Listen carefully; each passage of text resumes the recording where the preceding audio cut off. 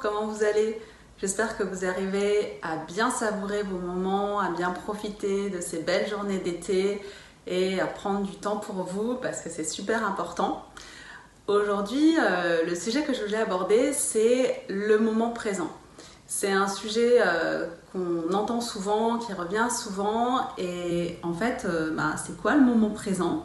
À quoi ça sert et comment est-ce qu'on y arrive? Alors c'est vrai que souvent, on a envie d'être dans le moment présent alors qu'on est en train de courir tout le temps ou quand on fait quelque chose, souvent on est déjà autre part, on a déjà la tête ailleurs, on est présent physiquement, mais en fait mentalement souvent on est déjà en train de penser à quelqu'un d'autre, à l'action suivante, à faire autre chose ou à programmer d'autres moments qui vont venir. Et au final, souvent, on se rend compte après qu'on n'était pas dans le moment et qu'on n'a pas vraiment vécu le moment, qu'on n'a pas vraiment savouré même des instants pourtant qu'on avait vraiment anticipé, qu'on se réjouissait de vivre, des moments avec des amis, des moments heureux ou même des moments du quotidien pour lesquels on ne se pose pas de questions. Et c'est pour ça qu'après on se dit mais le temps est passé à une de ces vitesses, qu'est-ce qui s'est passé, qu'est-ce que j'ai fait tout ce temps-là? En fait c'est parce qu'on n'est pas dans le moment présent. Donc pourquoi se mettre dans le moment présent? C'est vraiment le but, c'est de se poser et de faire une pause. Mais pas une pause dans le sens où on ne fait plus rien, une pause mentale dans la tête, à l'intérieur de nous, où en fait on est vraiment là et où on a le temps, on s'autorise à prendre le temps de s'observer, de voir comment on fonctionne et même d'observer ce qui se passe autour de nous, ce qui se passe en nous, ce qui se passe avec les autres, comment on est. Et en fait c'est vraiment ce qui permet d'avoir plus d'espace dans sa vie, d'avoir plus d'espace à l'intérieur de soi et de vivre vraiment sa vie en fait, et de pas être tout le temps en train, comme si on prépare sa vie dans les coulisses, comme si on est les intermittents du spectacle, mais qu'on n'est jamais sur le devant de la scène. Donc déjà la première chose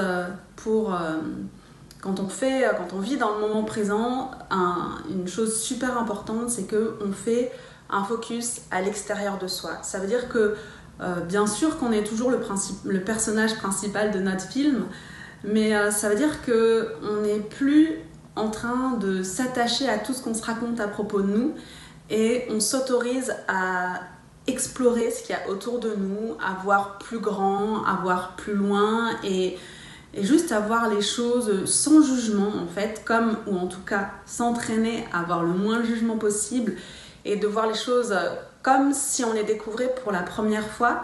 Et ça permet aussi de s'émerveiller de plein de choses et de voir aussi tout ce qui est positif, tout ce qui est agréable, plutôt que de mettre le focus sur ce qui pourrait être agaçant, sur ce qui pourrait être contrariant quand on est toujours centré sur nous inconsciemment, hein.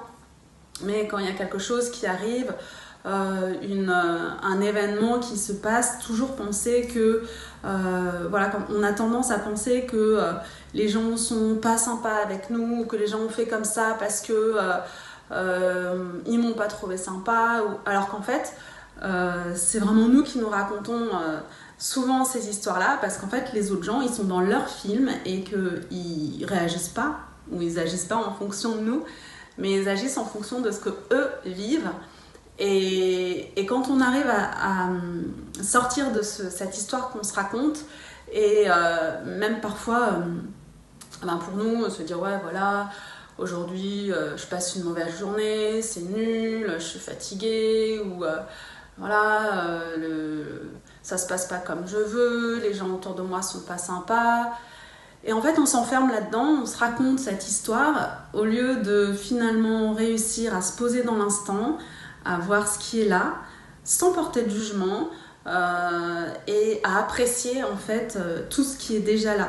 Déjà qu'on est en vie, qu'on est en train de respirer, qu'on entend des choses, qu'on voit des choses et qu'on est en train de vivre des choses. Et finalement, en réussissant à prendre ce recul et en se posant vraiment dans l'instant, on arrive à vivre les choses les situations tout à fait différemment. Alors pour se poser dans l'instant, si vous voulez, je vous propose une petite pratique à la fin de la vidéo. Mais déjà, une chose qui est vraiment, d'après moi, qui est un grand conseil, en tout cas que je m'entraîne à faire souvent, c'est de faire une chose à la fois. De faire une seule chose à la fois. Au début, c'est difficile, on a l'impression qu'on perd du temps, mais en fait, c'est vraiment justement un moyen de se poser dans l'instant. Et pour, par exemple, faire une chose à la fois, c'est... là, je suis en train de tourner la vidéo et je ne suis pas en train de me dire ce que je vais faire après. Alors bien sûr que là, en faisant la vidéo, je peux difficilement faire autre chose, mais souvent, par exemple, je ne sais pas, je suis... en train de préparer à manger et je suis déjà en train de penser au moment où je vais manger le plat, au moment où après je vais continuer la soirée, par exemple c'est le soir, après quand je vais me coucher, ou bien je rentre du travail et ça y est, la journée de travail est finie et je suis contente, je m'en réjouis. Et puis je suis déjà en train de penser à oui mais alors demain il va falloir faire ci, pour demain il faut que je prépare ça. En fait on est souvent, sans même s'en apercevoir, on est déjà plus dans l'instant. Et donc faire une seule chose à la fois, par exemple je téléphone à un ami ou à une amie, mais je fais que téléphoner, je suis pas en même temps en train de checker mes messages sur le téléphone, je suis pas en même temps en train de préparer à manger par exemple, je suis pas en même temps en train de faire des courses, de me promener.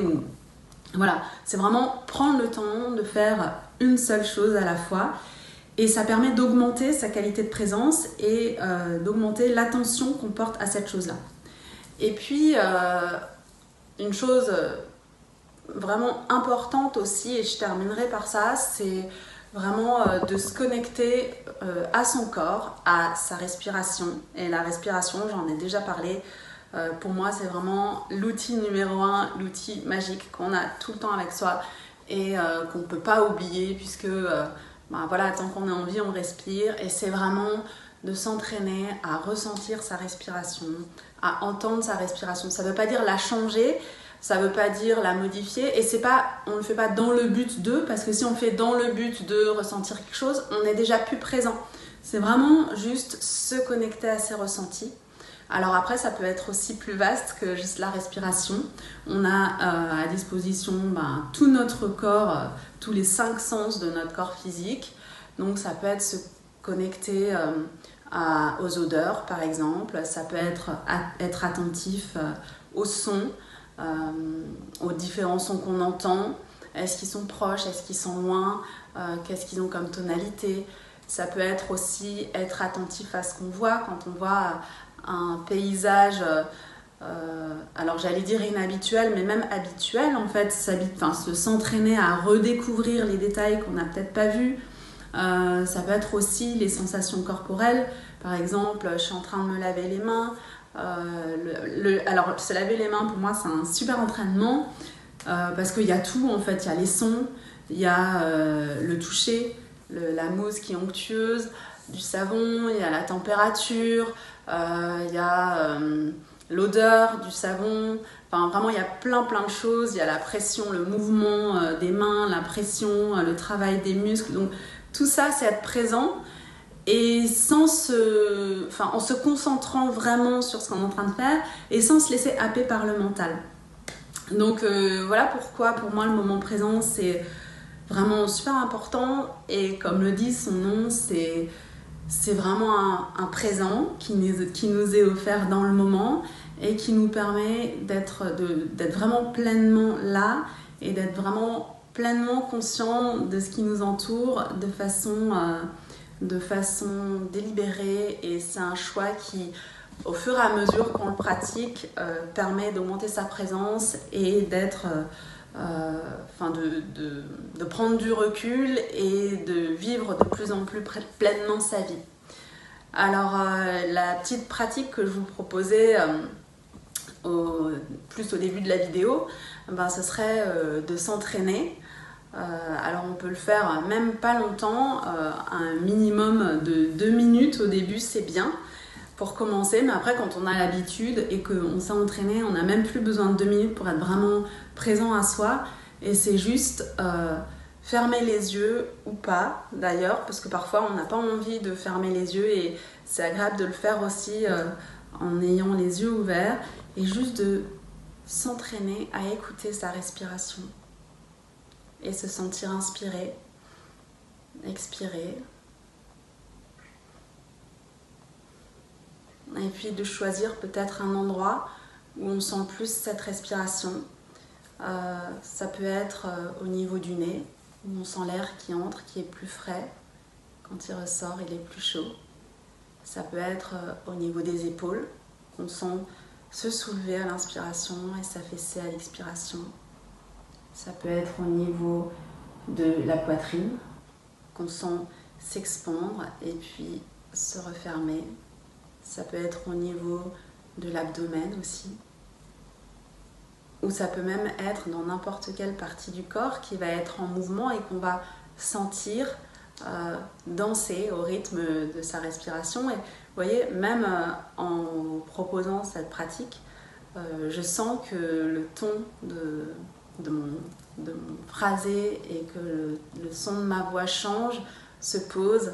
Et déjà là, en fait, je ressens justement la douceur et l'ampleur du moment présent.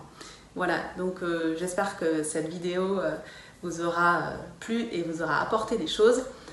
Si vous avez déjà l'habitude de pratiquer le moment présent, je vous souhaite de vous entraîner encore plus pour que ce soit encore plus une habitude. Et sinon, je vous propose d'essayer et puis de me dire comment vous vivez ces instants dans le moment présent.